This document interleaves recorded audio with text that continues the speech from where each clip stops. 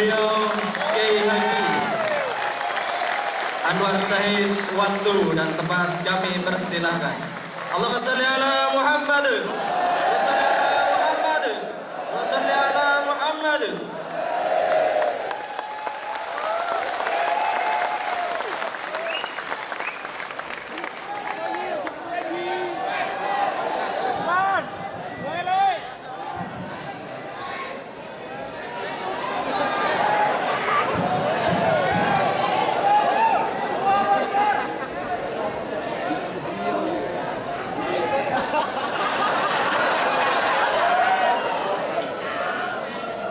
Assalamualaikum warahmatullahi wabarakatuh.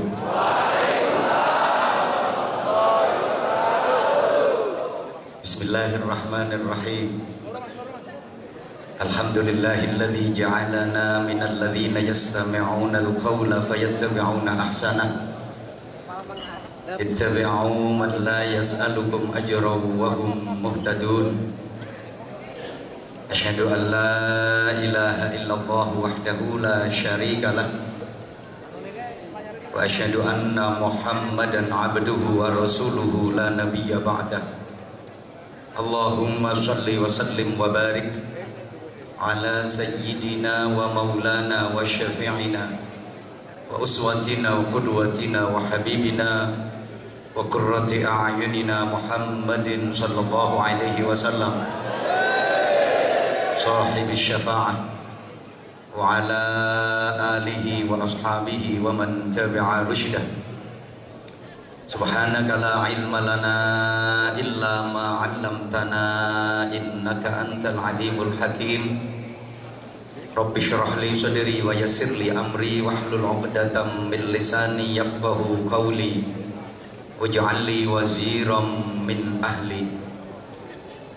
Rabbana atina min ladunka rahmah wa hayyi' lana min amrina rasyada.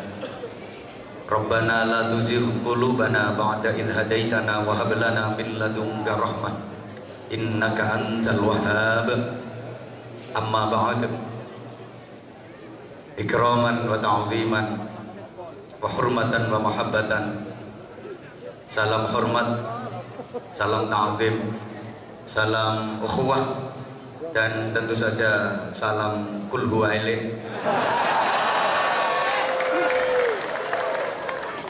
Awalan saya haturkan kepada para alim ulama, para amir masjid, musalla,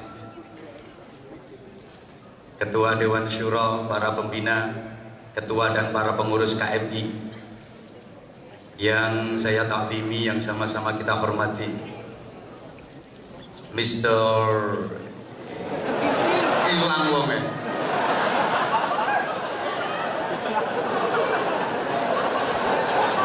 Ras itu.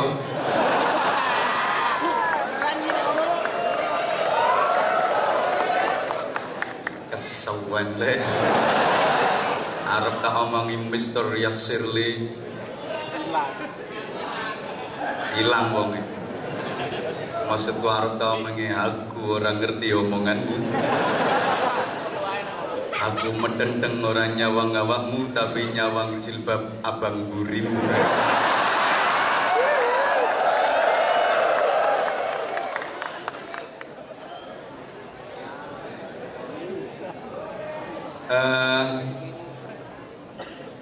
Para pejabat KBRI yang berkenan hadir yang sangat saya hormati, sahabat-sahabat Banser yang saya cintai, yang saya banggakan, para ikhwan, para akhwat fillah yang saya cintai, yang saya hormati, rahimakumullah.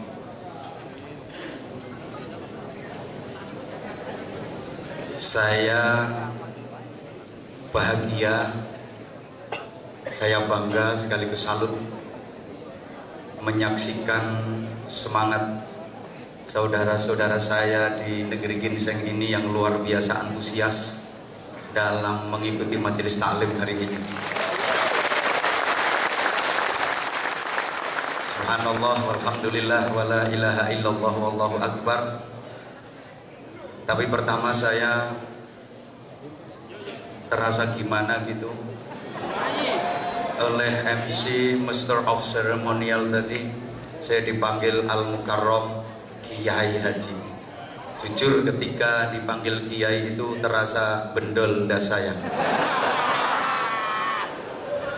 Saya merasa sangat tidak layak dan belum pantas untuk dipanggil Kiai. Karena panggilan Kiai itu untuk orang-orang yang betul-betul paham dan mengetahui berbagai macam disiplin ilmu agama. Sedangkan Anwar Zahid Al-Fakir Al-Dhaif gak iso ngaji. Lagian kata orang-orang yang pantas disebut Kiai itu kalau istrinya 2. Kalau istrinya cuman 1 tuh ya ustadz gitu aja. Kalau istrinya 2 baru Kiai. Kalau istrinya 3 syekh. Maksudnya Syekh Puji. Nah itu kan istrinya 3. Wah, bojone sik cak cilik. Emang Syekh Puji itu pinter. Kalau pilih istri itu yang masih tembean-tembean itu. Kata orang-orang gitu. Kalau istrinya 4, nah itu kanjeng. Maksudnya kanjeng doso. Kalau istri lebih dari 4 baru dipanggil eyang. Iya, eyang subur. Itu istrinya sampai 8. Dadi kabeh. Embuh, dia itu ikut imam siapa kurang tahu. Istri 8 masih jadi semua. Imam Maliki nggak boleh, Imam Hambali nggak boleh, Imam Hanafi nggak boleh, Imam Syafi'i nggak boleh, Imam Samudra wis mati. Makanya kasihan sampai guru bibine kempong untuk nentek. Kebanyakan istri. Saya pernah ditanya sama orang kenapa yang subur bibinya kempong untuk nentek, tak jawab kakean mentil. Aduh.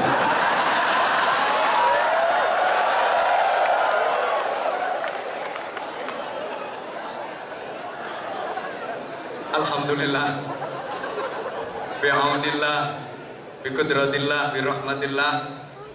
Saya yang dhaif Anwar Zahid bisa bersilaturahim, bermuajahah bersama saudara-saudara saya yang ganteng-ganteng, yang atas cantik-cantik, Masya Allah.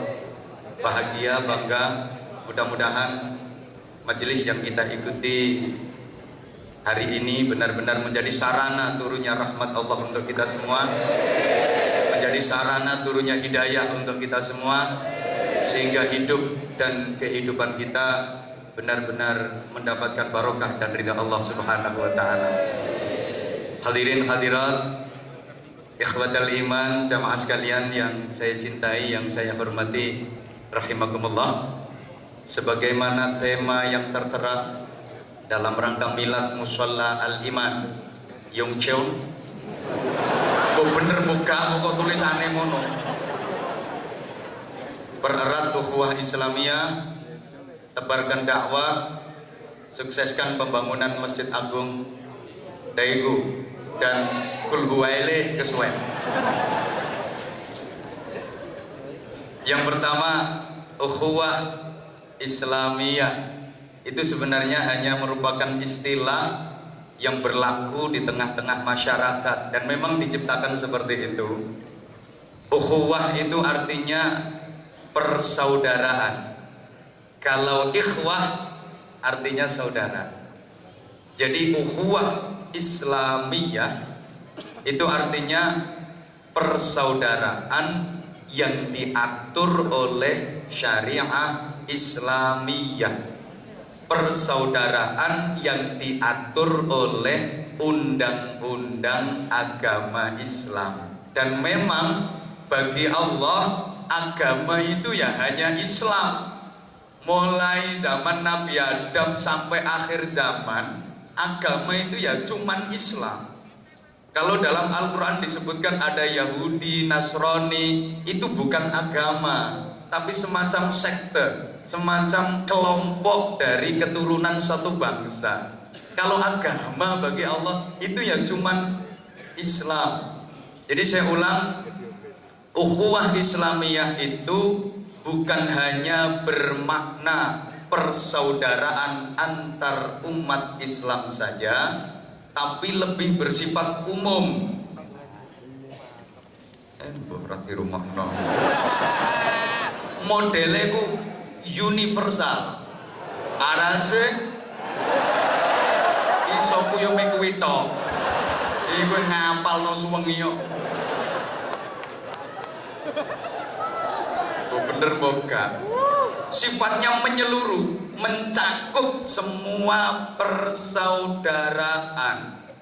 Bukan hanya persaudaraan antar umat Islam saja, tapi sekali lagi ukhuwah Islamiyah, semua bentuk persaudaraan yang diatur oleh undang-undang agama Islam, meliputi semuanya. Kalau hanya persaudaraan antar umat Islam saja, itu istilahnya bukan ukhuwah Islamiyah, tapi al-ikhwan al-muslimun. Sama orang ngerti orang ngerti bahasa Arab. Dan secara otomatis setiap umat Islam itu memang bersaudara. Sebagaimana Rasulullah Muhammad SAW pernah menyatakan, antar umat Islam itu kalbunyanil wahid yashuddu ba'duhum ba'da. Umat Islam itu seperti satu bangunan yang satu dengan yang lain saling menguatkan, saling mengaitkan. Yang kayak bangunan ini, jadi ada muslim beton, ada muslim semen, ada muslim pasir sengireng-ireng, ada muslim kayu. Nah, fungsinya juga beda-beda. Ada yang berfungsi sebagai pondasi, ada yang berfungsi sebagai tembok, ada muslim yang berfungsi sebagai jendela, ada muslim yang berfungsi sebagai atap, ada muslim yang berfungsi sebagai cagak. Nah, cagaknya itu yang sebelah atas itu, mbak-mbak dan ibu-ibu. Rasul menyatakan an-nisa imadul bilad. Wanita adalah tiang negara. Kalau laki-laki kan cuma tiang jaler.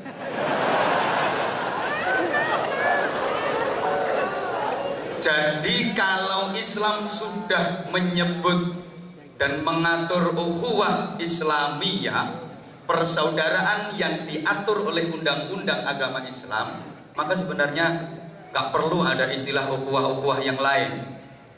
Sudah tercakup semua. Kan sekarang ini jenengan semuanya sering dengar ada istilah ukhuwah Islamiyah, ukhuwah basyariyah, ukhuwah insaniyah, ukhuwah watoniyah.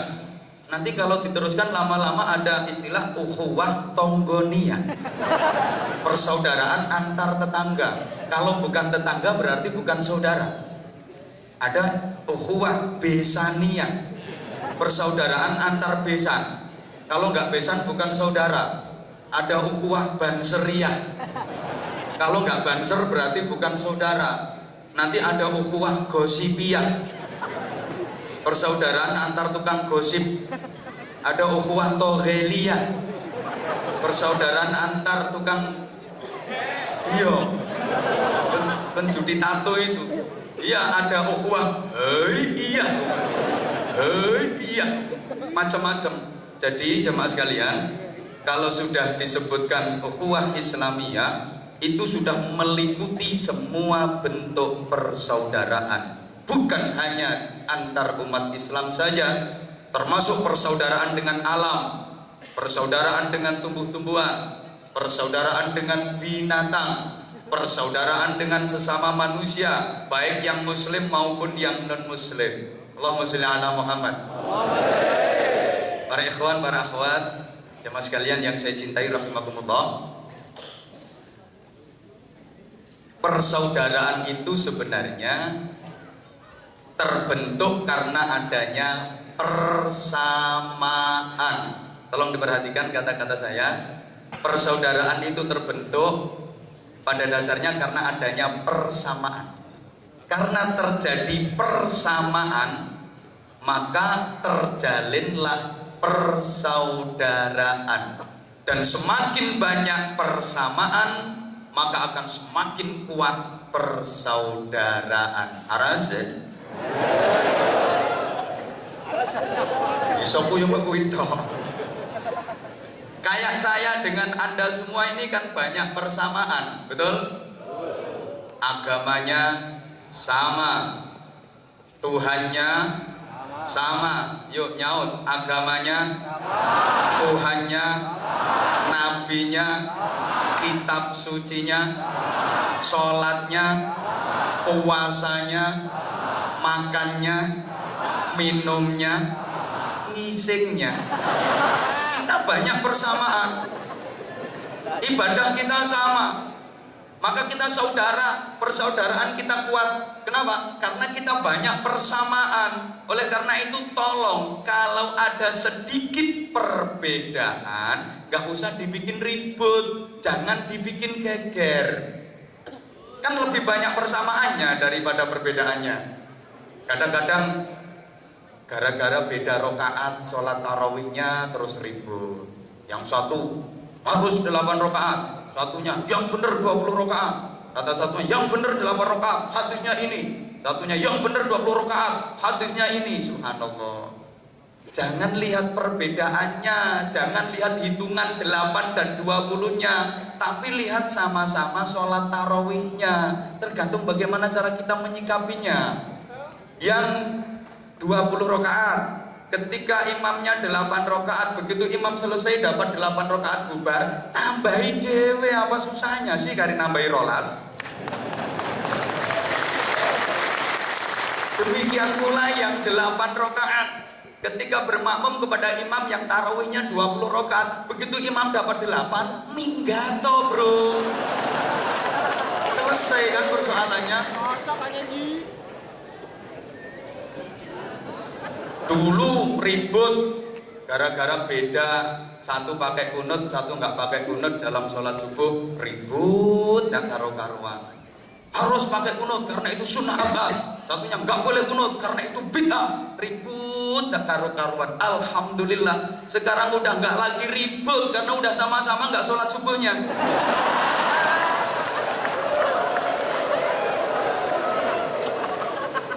Ya Allah. Saya pernah baca satu buku, ada seorang tokoh besar Muhammadiyah yang dalam ajarannya sholat subuh tanpa kunut. Beliau adalah almarhum Buya Hamka. Kenal? Ya harus kenal. Beliau tokoh Islam Indonesia yang luar biasa. Buya Hamka pernah berangkat haji ke Makkah, tentu saja, bukan ke Seoul, bareng dengan ketua umum pengurus besar Nahdlatul Ulama waktu itu almarhum Kiai Haji Idham Khalid. Dan ketika itu berangkat haji masih pakai kapal laut, belum ada pesawat, masih pakai kapal laut berbulan-bulan. Di situ diagendakan, dijadwal untuk ngimami sholat jamaah di kapal. Hari pertama yang jadi imam jamaah sholat subuh itu Kiai Haji Idham Khalid. Beliau ketua umum pengurus besar Nahdlatul Ulama. Kiai Haji Idham Khalid jadi imam, Buya Hamka jadi makmum. Kiai Haji Idham Khalid ngimami sholat subuh itu nggak pakai kunut. Selesai sholat diprotes sama santrinya, Yai tadi sholat subuh kok nggak pakai kunut? Yang nggak pakai sujud sahwi, emang sengaja nggak kunut. Kalau niatnya mau kunut ternyata kok lupa sujud sahwi. Ini yang nggak pakai sujud sahwi, emang sudah niat nggak pakai kunut. Diprotes sama santrinya, kok nggak pakai kunut tadi sholat subuhnya? Apa jawab beliau? Di belakangku ada yang jadi makmum lebih tua dari aku. Beliau Kiai Haji Buya Hamka. Beliau nggak pakai kunut. Maka aku sholat subuh saat ini nggak pakai kunut, yo sesuk kayak kunut. Sekarang pray dulu lah, menghargai orang yang lebih tua yang ada di belakang. Hari kedua yang jadi imam Buya Hamka. Buya Hamka itu tokoh besar Muhammadiyah, ngimami sholat subuh pakai kunut. Makanya sekali-kali Muhammadiyah itu kalau subuh ya pakai kunut. Ini makmumnya bingung, ini yang Muhammadiyah. Kata si makmum yang Muhammadiyah, katanya nggak boleh kunut. Nah, itu imam, itu tokoh kita, pemimpin kita kok pakai kunut. Bingung ini, akhirnya yuk kunut seperempat. Coba bayangkan betapa beliau-beliau yang ilmunya luar biasa mengesampingkan hal-hal yang sepele kayak gitu. Lah sing ilmune ceketer-ceketer koyo ngene. Kroco-kroco koyo ngene iki perkara ngono dienggo debat lho, Bro. Subhanallah, kadang-kadang soal lebaran aja ribet. Satu hari Rebo, satunya Kamis. Yang Rebo merasa yang bener itu Rebo. Ini sekarang sudah lebaran kok masih puasa, itu gimana? Haram. Dari sing Kamis, yang bener yang Kamis. Ini masih puasa kok. Udah apa? Kata yang Rebo, ini udah lebaran kok masih puasa, haram. Kata yang Kamis, wong ini masih Ramadan kok udah lebaran. Subhanallah, ribet. Akhirnya pemerintah memutuskan Kamis. Aku ditanya sama orang, ini gimana? Saya kalau ikut hari raya Kamis ikut pemerintah gimana? Tak jawab, nah itu riyo negeri aku yang ngomong. Kalau saya lebarannya Rebo, swasta. Nggak ikut pemerintah. Itu masih ada yang nanya, gimana kalau saya lebarannya Rebo tapi sholat idnya ikut Kamis? Nah, itu namanya swasta bersubsidi. Ya karena pemerintah bingung menentukan lebaran. Ya mungkin nunggu kalau aku jadi menteri agama. Tak putusi sing jelas, enggak usah tul huwaile kesuwen ngono.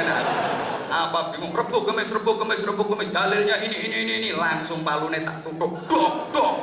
Keputusan puasa diulang dari awal.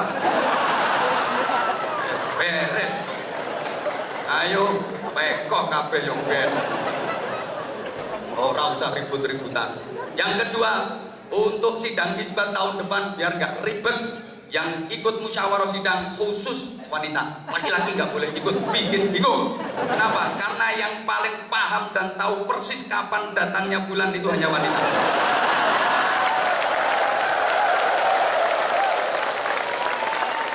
Allahu Akbar. Jadi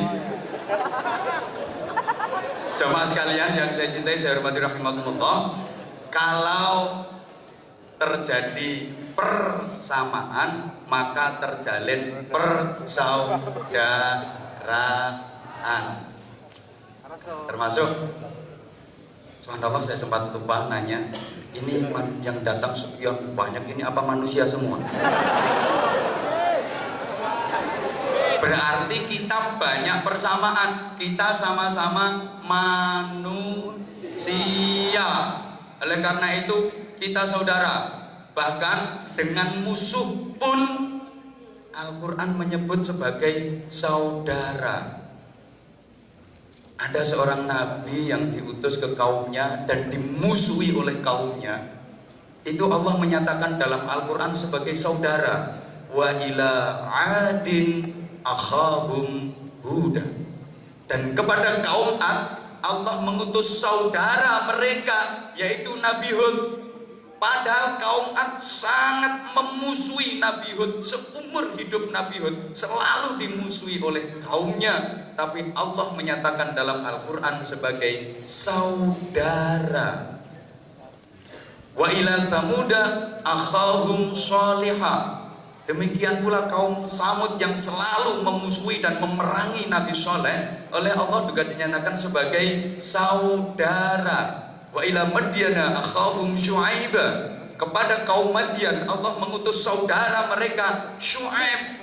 Padahal kaum Madian selalu memusuhi Nabi Syu'aib, tapi disebut sebagai akhahum, saudara. Ada satu surat Al-Quran yang sangat ekstrim. Ini dalam beberapa waktu pernah saya sampaikan. Allah memaki seseorang.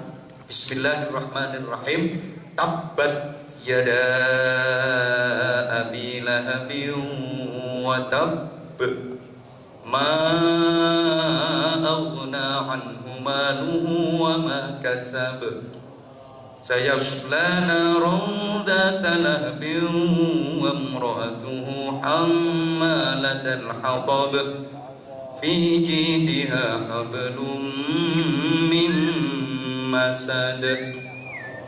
Ini pertama ayatnya tabbat, itu bentuk makian. Dari sisi uluhiyah sebenarnya yo gimana gitu. Artinya tabbat itu meso. Yo gak iso yo kon nirokno. Pokoke lek sampean yo DANCUK aja diwaca. Gak boleh dibaca. Kira-kira tulisannya seperti itu. Abu Lahab itu pun membacanya sek dipindu. Watab tidak boleh watab gitu, tapi watab be. Saking gregetene Gusti Allah sama Abu Lahab. Istrinya katut, wa imra'atuhu hammalatal hatab. Allahumma shalli ala Muhammad. Ini kan Allah gregeten sama Abu Lahab. Tapi coba bagaimana Rasulullah memanggil Abu Lahab yang selalu memusuhinya? Ya ammi, wahai pamanku. Pak lek nyelo. Demikian pula Abu Lahab memanggil Rasulullah tuh ya bena akhi, wahai putra dari saudaraku, ponaanku. Makanya kalau terjadi sesuatu perbedaan gak cocok dengan family, dengan tetangga, dengan temen, jangan bermusuhan. Beda pendapat boleh.